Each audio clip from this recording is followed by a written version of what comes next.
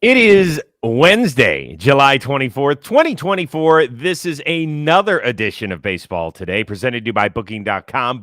Yeah. That is my man, Trevor Plouffe. I am Chris Rose, producer Dan, intern Tommy along for the ride as well. I know I'm probably freaking everybody out with no hat today, but I did just get a haircut yesterday, and it doesn't look half bad. So do I go hatless today or no? I was curious why you didn't. I thought you had a reason. I thought you might surprise us with like a, out of the blue hat drop, but it's just because you got a nice cut. I like that, Chris. And you actually reminded me I need to get a haircut today because I'm traveling tomorrow to do some broadcasting. I need to get this thing under control. Let's see. It's not bad. I mean, your hair always looks great. I just did an interview with Pete Fairbanks of the Tampa Bay Rays. His hair was literally all over the place. Like he just rolled out of bed. It was great. That's who he is. That is exactly who he is. I think he's kind of pissed he has to wear a hat, I think, pitching. Okay. Yeah. I haven't decided whether I'm going to do this. I do have a hat over here for one of our topics. You all can guess what hat it is. That's fine.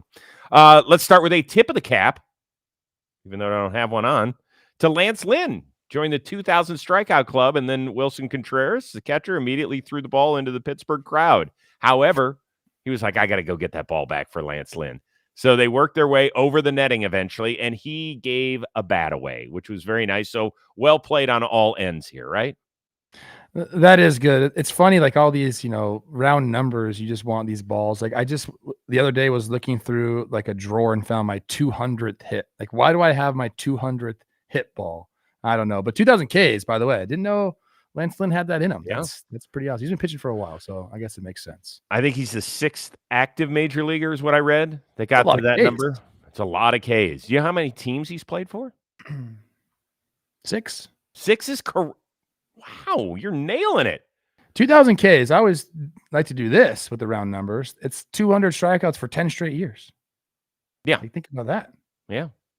And Lance Lynn, probably the thing that some people will remember him most for is getting called into a game when he shouldn't have been in the World Series in 2011, I think, by Tony La Russa. Isn't that what happened to him one time? Maybe. All right, let's talk about a guy who might be on his second team in the near future. Garrett Crochet. Was he making his last start for the Chicago White Sox last night down in Arlington, Texas? Perhaps. Just 4 innings of work because they're trying to limit his innings these days. So the big question is, are they going to be losing their ace left-hander? He's one of many White Sox who's dealing with trade rumors. I mean, it's out of everybody's control. I think that right now we're just, fighting as a team, while we still are one. Who knows what's going to happen. We may all still be here in a week, and it's going to seem like we had all this conversation for no reason. But until then, we'll just wait and see. By the way, didn't know until the All-Star game that he is hairless. Oh, really? Yeah. Did you know that? He doesn't need a haircut. He does not. He does not. So, first of all, he's dealing with all that stuff, just like everybody in the White Sox. And then there's all these reports that the Dodgers are interested in. And then we saw this one from John Paul Morosi, who said that the Phillies are actually in on Garrett Crochet and or Jack Flaherty. Did that come as a shock? I don't think it comes as a shock. I want to go back to something Crochet just said, like fighting as a team while we still are one. Like it's got to be. I was on some bad teams, but I wasn't a highly valued trade trip when I was on those bad teams. What a weird year this must be for him, transitioning into being a full-time starter, having a great year, and then really the only benefit you're going to get from it is probably being on another team, but you don't like. What a weird year for him. Back to the Phillies. Am I shocked that they're rumored to be on Crochet and Flaherty? I guess I'm not. We talk about their starting pitching and how reliable and how good it's been. Ranger Suarez has struggled a little bit, and then we got a couple guys on the IL. So, like, they're looking to shore up things. I don't know how intently they are focusing on this, but I guess my take on it, Chris, is every team should be in on Garrett Crochet. Like, I get Jack Flaherty, he's a rental, and, the good teams that are in it are going to be after him. But a guy like Garrett Crochet, who has all these years of control and is shown to be an elite starter, although it's, it's been in a short amount of time and the track record isn't there as a starter, but like you have these opportunities don't come up very often to be able to go and get a guy that can throw the ball like Garrett Crochet, who has the years of control. This just doesn't happen very often. So I think that's what teams are going to. I think teams that aren't even necessarily in it fully this year should be in on Garrett Crochet as well because of the years of control he has. And like I said, like guys like him just don't come up for trade or are available very often, Chris. So I think we'll probably see more teams in on him than almost anybody else, unless like a Tarek School becomes available, which I don't think he will be. But you got to be looking at him as a general manager and saying we should go get this guy.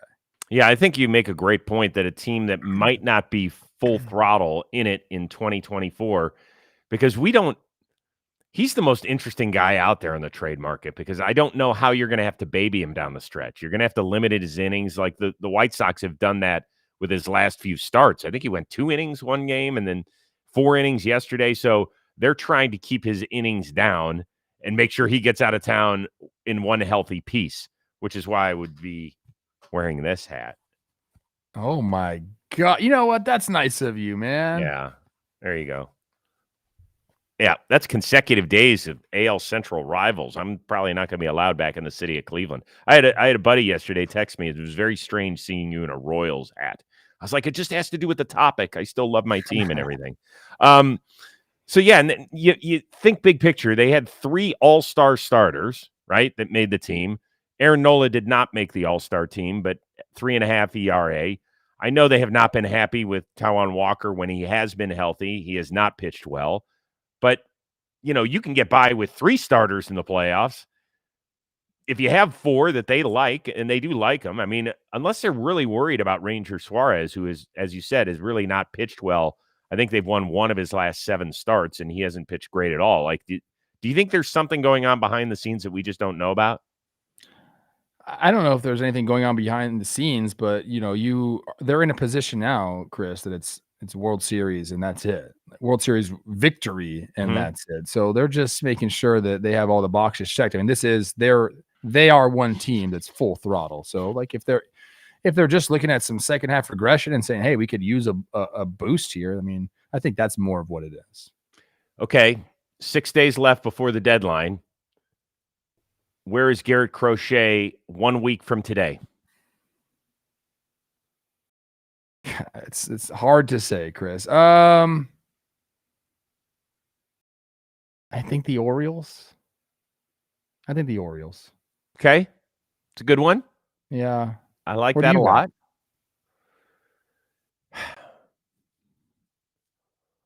I am going to say, I'm going to make it fun. I think he's still with the Sox, but the Boston Red Sox. Oh, gosh.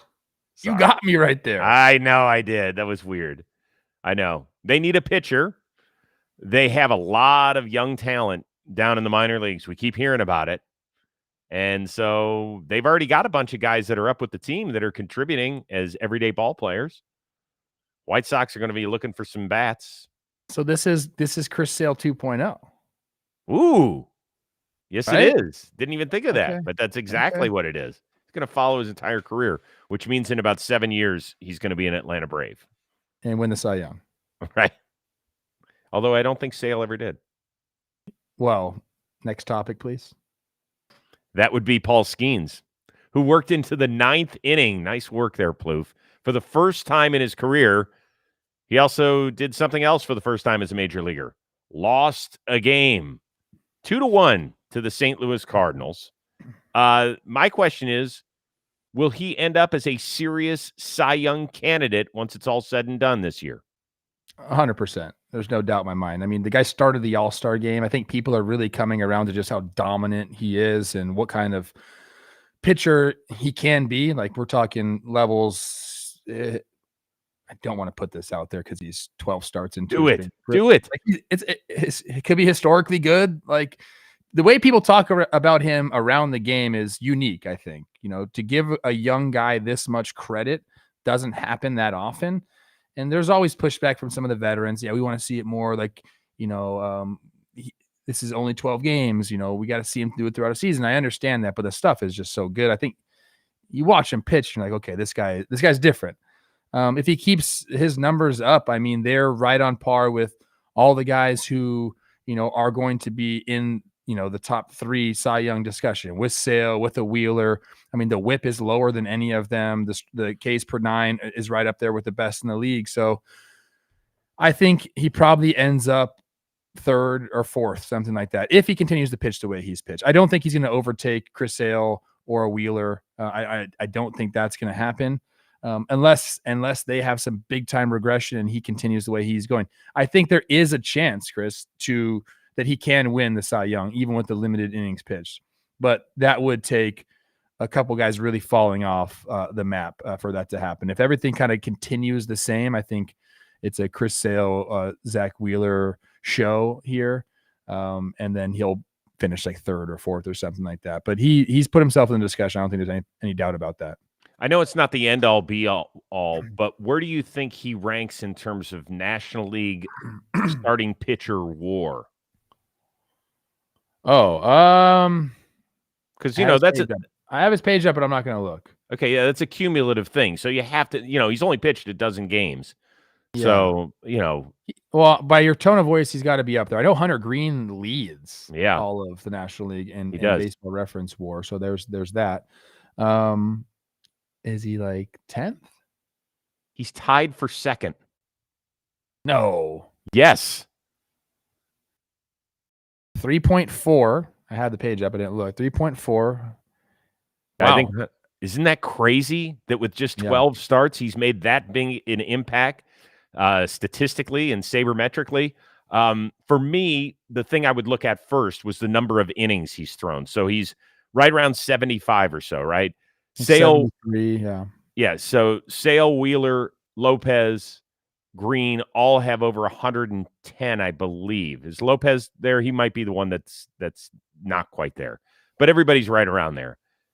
But what he has done to the naked eye and what he has done sabermetrically and what he has done in terms of interest.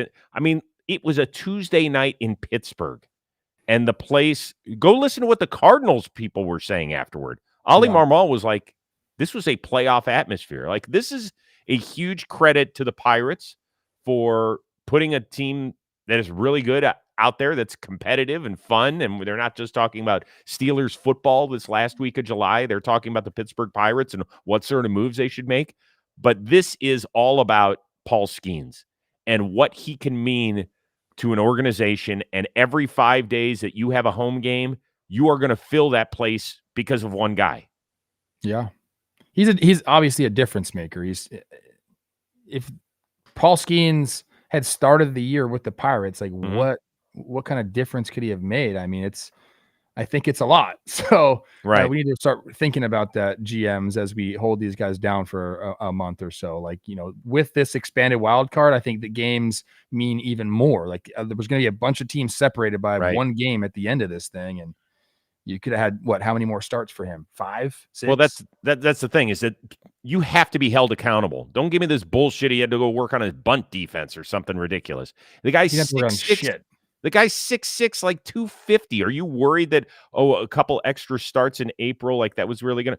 He is a man. That is a fully developed human being. We're not worried about him physically. If his arm's going to hurt at some point and it's going to blow out, it's going to blow out. It's not going to be because of 3 or 4 extra starts at the beginning of the year. But you know what might cost you with those 3 or 4 extra starts? A playoff spot. I think I'm going to change my answer. I think he has a very good chance to win the Cy Young this year. I do. Wow. I do. The more we talk about him, and understanding kind of like the voters and the mindset. And I get the innings thing is going to be there and the game started, but it's not, I feel like after we just talked about it, you can't hold him at fault for that. No. That's not his. He was ready to go. So he's come up and he's been the best pitcher in the big leagues. By the end of it, we're going to look at 20 something games started. Like, that's enough. Like, I think he's got a very good chance to win the Cy Young this year. Yeah. Training wheels definitely came off last night. Let me ask you this, because I agree with you. I think he'll finish top 3. I don't know if he'll get to 1 or 2, but we'll see. Behind Shohei, is he the biggest draw in the National League of any player? Or it might even be all of baseball behind Shohei. I don't know. I think probably Aaron Judge is still more. Juan Soto's he's a big draw. I think he gets He is the big draw, overshadowed by too. Judge, but his at-bats and everything is so good right now. Yeah. Is he the biggest draw behind Shohei? Probably. I think Because he he's is. new. He's new. Yeah. You know, But there's some it's guys that more play than really it's good more than he's ball. just new. It's that Yeah. he throws, like, his first pitch last night was 99. His first pitch. That happens around the game, not for a starting pitcher necessarily, but I think it's because he's new. And look, I hate having to mention this all the time, but like because of who his girlfriend is, like that captivates people in the social media age. Like he's not. I don't want to call him a meme, but like people know Paul Skenes because of like that aspect of it. So he's got a lot of things working for him as far as the draw, and I think Pittsburgh fans have done a really good job of embracing him and understanding what they're seeing. I think that adds to it as well. Baseball Road Tripper in the chat said Mauer won an MVP missing a month. Skenes can replicate that in a Cy Young performance. True. That is true. 2009. Yeah. Pretty interesting. Today's edition of Baseball Today is brought to you by Booking.com. Yeah.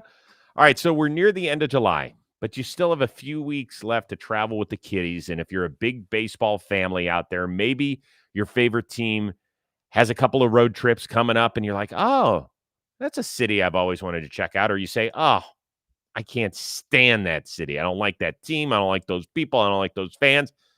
Yeah, you might just love it, courtesy of Booking.com, because we're talking about heading to your rival cities with hotels and bed and breakfast and vacation rentals and resorts and so much more available at your fingertips on Booking.com. You might just find the perfect stay, even in your baseball rival cities. So go look at that calendar. Go see a ballpark that you've never seen before. Hop on Booking.com. You might just find that perfect hotel that overlooks the stadium. Maybe there's a river or a body of water near that place, and you're like, man, that does look cool. I still hate that team. I still don't like that fan base. But then you go and book your travel. You have a great time. You watch your team win in a rival city's crib, and there's nothing better than when you win a game on the road, because then you get to shit talk everybody on your way out and you just feel good about it. And you can do that courtesy of Booking.com. The right stay can make you a fan of any U.S. city, even your rivals. Book today. Booking.com, an official accommodation partner of Major League Baseball, or on the site or in the Booking.com app today. Go enjoy your trip. Mike Trout made a trip to Rehab City. Baseball rehab, everybody. Slow your roll. It was done after 2 innings. Soreness in his surgically repaired left knee. Angels are saying day to day. But when you first saw that announcement, you thought what? It sucks, man. I don't want to be on the side of like not bashing Mike for not being able to stay on the field, but talking about it all the time. I feel like he's done so much for the game, and I feel like he's almost gets like ridiculed for not being in the playoffs when that's obviously not his fault. But and these injuries, you can't stop them from happening necessarily. But we're getting to the point now where it's a talking point, a legitimate talking point about Mike Trout. I mean, 36 games in 21, 82 in last year, and then this year he's played 29 games, and who knows if he's going to play another one. Like it's sad for the game of baseball because we're missing out on some really, really great years of one of the best players of all time. Yeah, I think that's my reaction. It's just sad, and not saying that because I want to see him come back and light it up this year for the Angels and whatever they're doing. It's just I want to see him just play baseball, like, because when he is right and he is healthy, he's one of, we talk about the biggest draws in baseball. Mike Trout is right up there with all those guys. So I think that was my reaction, was like almost like not shocked, which is crazy too. I think that has something to do with what I just said, the amount of games that he's played over the last couple of years. But more than anything, just like sad about it. Is there anything worse than it sucks? Like, it really does. No. When that alert came across X last night, I was like, oh, God, no. And I went back and I looked. Since 2021, you read the number of games. He has played in 45% of the available games. Yeah. And Plouffe, recently when we were in Arlington for the All-Star break, we did one of those little things I think it was according to, I forget who it was according to, maybe The Athletic, who were the 6 active players that are most likely to make the Hall of Fame. Remember that? And I had to guess. You gave the list, and Mike Trout was very much on that list. The number of people who commented that Mike Trout is not a Hall of Famer shocked me. And in my opinion, a lot of it has to do with out of sight, out of mind, right?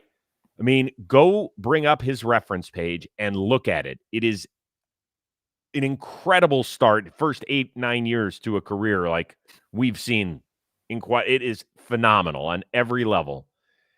And I think we've gotten to the point now we're sitting here wondering how much we missed with Mike Trout, with not being in the playoffs, with his franchise not being able to do the right stuff, with him now injured. Like, he should be having Bryce Harper type moments right now.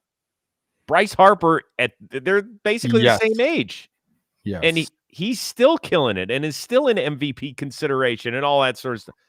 And Mike Trout, we're like, God, is he like stumbling around the outfield? Is that where we are? It's just horrible. To those people that said he's not a Hall of Famer, how many people that have won 3 MVPs are not in the Hall of Fame? I would venture to say 0. Yeah, that's just it. I didn't listen to those people. My point is that people are like, I think they've forgotten how great he was, and that sucks. Yeah, he's incredible, and it is.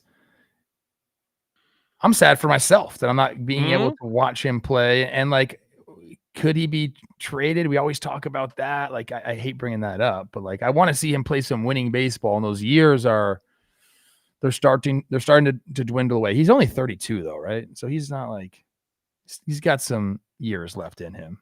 I think he turns. Doesn't he have an August birthday? Let me see here. I think he's in. Yeah, he's about to turn 33, but he's signed for 6 more years. So that doesn't mean anything. We're gonna see more of Mike Trout, people. I promise. Yeah, how healthy a Mike Trout. And by the way, he's going to be very close to moving off of center field. Like, how many mid-30s center fielders are there? Particularly guys that you need to rely on their bat. Like, that's the reason they're there. So he's going to move to a corner, or he's going to be a DH. It's going to happen soon. It's all going to happen soon. We just need him in the lineup. That's all. Because I was so bummed. I hate being bummed on this show. I don't like it. I was bummed too, Chris. Yeah. When that happened, I had to put it out. Somebody put in the chat, Barry Bonds. Is it Xanatos? Oh, come on. Isn't in the Hall of Fame. That's one. Good point, but also, come on. Yeah, a little bit different reason. Okay, Brent Rooker. He blasted another home run yesterday, number 23 on the season. It was a monster shot as the A's are taking care of the Houston Astros out there in Oakland. Rooker is almost 30, didn't establish himself in the major leagues until last year when he made the All-Star team. Do you consider Brent Rooker a game-changing trade deadline pickup? I do. I mean, the stats 100% support that. I think he's a guy that many teams are going to be in on. I mean, he's a guy you can put in the middle of your lineup. And I think right now, because of the way pitching is and how down offense is, I think he's extremely valuable. And I think the A's are going to have to, I mean, he's got, I think, 3 years left of control. They have to think about him as like one of the biggest trade pieces of the year and really go out and get something great for him, because that's the kind of value he has right now, Chris. He's made some adjustments. I'm on a Savant page right now. Last year against the slider, he had a -4 run value. He's got an 8 run value on that pitch alone this year. And those are counting stats. It'll continue to go up, I think. Maybe it'll go down a little bit. But here's the sinker. Now, he only sees it 14% of the time this year. He's got a 15 run value on that. Last year it was a -7. He's hitting .511 and slugging .936 against the sinker. Don't throw Brent Rooker sinkers. So, yeah, I mean, is he a big trade piece? Yes, I'm trying to think of a bat that's going to go that's a bigger trade piece than him. And I don't, who is it? Because Luis Robert isn't putting up these kind of numbers that he's putting up right now. Like, the numbers are crazy with Brent Rooker right now. He's, got a OPS in the 9s, OPS plus in the 160s. Like, he's, by all accounts, Chris, by the statistics this year, he's a top 5 hitter in baseball. Wow. So yes, he's a big trade piece. I know. It's crazy. If we had said a year ago that you're going to be trading for Brent Rooker, even after that all-star first half, you've been like, we're doing what? And now There's not a lot of bats available.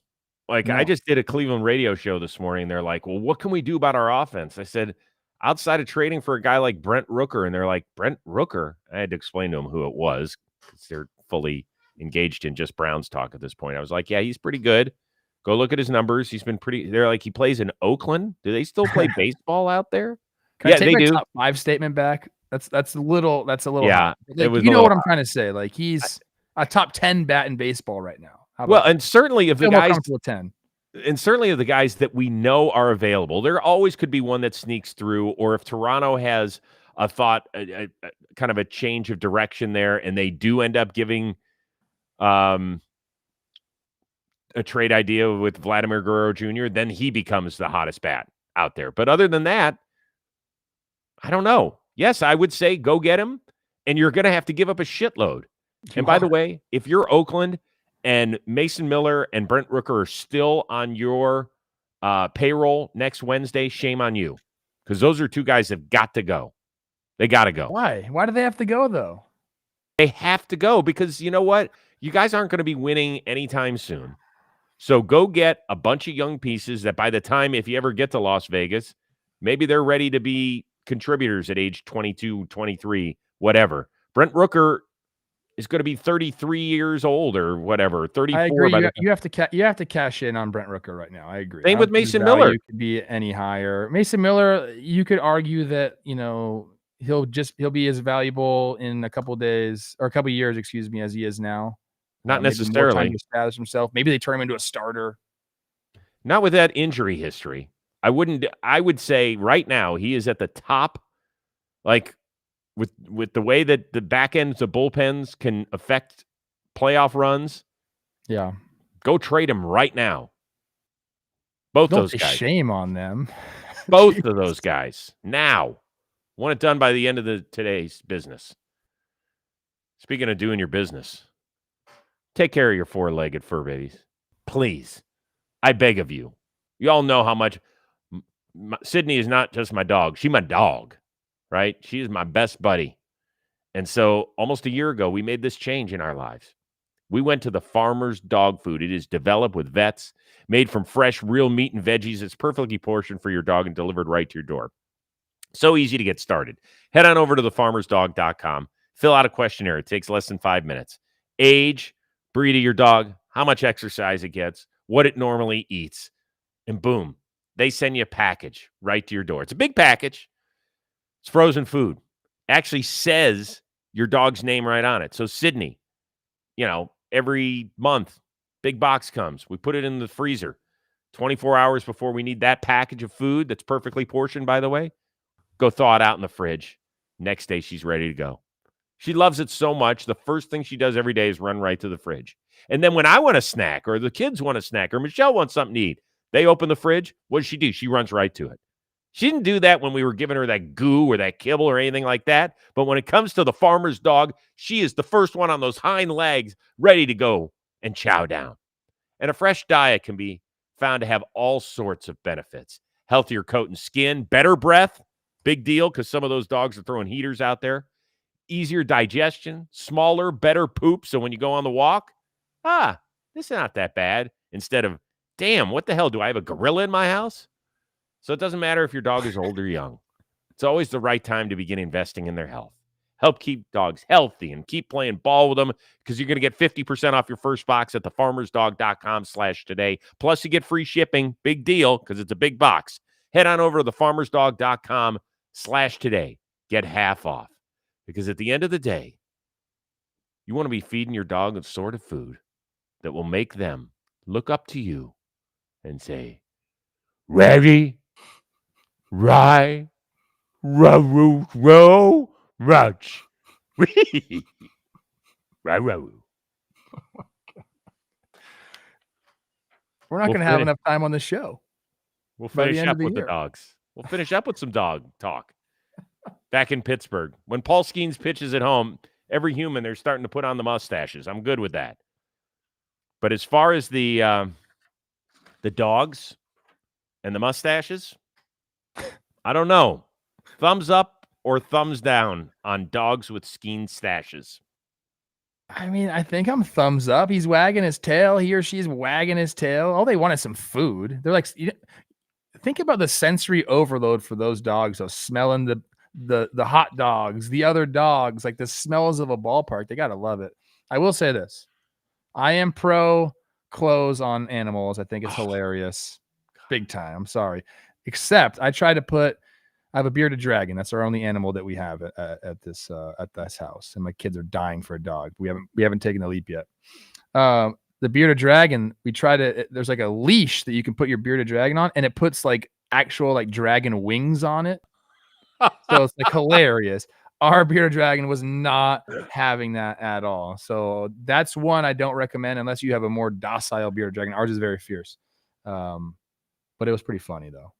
Like think about a little bearded dragon with dragon wings. That's awesome. Hilarious. That's great. I am so anti dressing up your animal. I can't. Why? I can't stand. There's what about no the puppy way shoes? They put the shoes and the dogs are like, they don't know what to do. No, I don't do it. I think we tried a raincoat. I think Michelle got a raincoat for Sydney when she was really young. I was like, what the hell are we doing? She goes, well, I don't want her all wet when we walk her in the rain. I was like, first of all, we live in LA. It rains 1 month a year. So don't walk her in February. Fine. Other than that, let her just shake it out. Like that's the shit. That's what happens. And stop putting mustaches on dogs. They already have fur under their noses. Stop it. I think that was on top of the nose. That's an interesting look, No, we're not doing that. And by the way, Dan Rourke asked me this before the show, our one-of-a-kind producer. Yeah. He said, Rose, where do the dogs on, Bark at the Park Day, where do they go to the bathroom? Because I actually haven't been to one of the Bark at the Park, so it's a good question. Like, dogs just kind of pee wherever. They're not like, hey, I got to go to the bathroom. Can we walk 3 sections over? No, they just go. Yeah. So what do we do about that? The pee, you can't do anything about it. I don't know. The poo, you got to have bags. You're ready to go. Yeah, but it's hard to clean up on cement. It's going to get ground in there. It's kind of disgusting now that I'm thinking about it. Yeah. I don't know. Do they put grass sections out at Bark in the Park? They might. Yeah, but still, and which is great to have, but sometimes, it's like, can't get there in time. No. Then they pee. Okay. Do you have to wash it down? Are there hoses around? I don't think so, Chris. How have you not been to a Bark at the Park now? Okay. Sydney is the best with 2-legged creatures. Okay. She's awesome with humans. Okay. I don't know what happened. We rescued her, so we don't know what happened back in the day, but she'll like bark at the German Shepherd that walks in the neighborhood. I was like, Sydney, stop it. Yeah. You're not going to win that one. She's protecting her daddy. Yeah. She's telling you that she rubs you. She does. Let's end the episode. Okay. We're done? I'm done. All right, we're back at it on Thursday. No live show because of some scheduling issues, but the show will be out. So please consume it on our JM Baseball media channel, okay? For our one-of-a-kind producer, Dan Rourke, our amazing intern, Tommy Young, that is the uber-talented Trevor Plouffe. I am Chris Rose. We will see you Thursday on Baseball Today, presented to you by Booking.com. Booking.rare.